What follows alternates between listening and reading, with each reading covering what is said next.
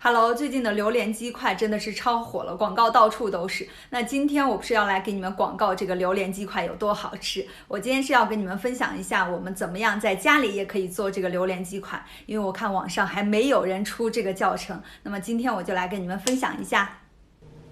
准备2块鸡胸肉，清洗干净，去掉白色筋膜部分。鸡肉切成这样的块儿，用料理机打碎。要特别碎才可以，加一点盐，打好了就这样特别细腻，感觉都可以做鸡肉丸子了。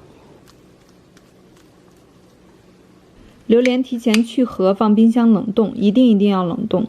鸡肉压扁，包上榴莲馅，收口整形一下，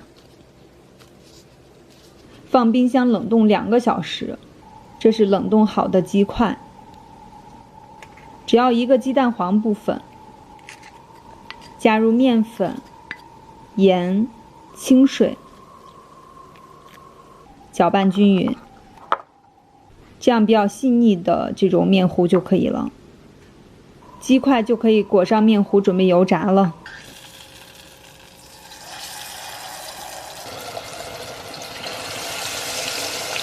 炸成这样金黄一些的就捞出来。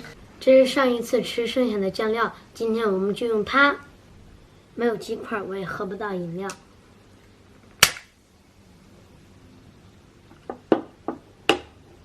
哇，干杯！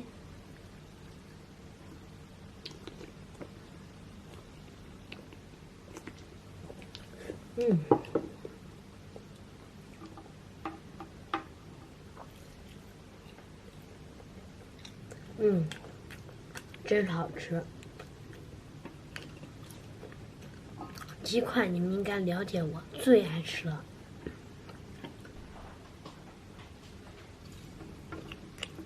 第几块来着？算了，不管了。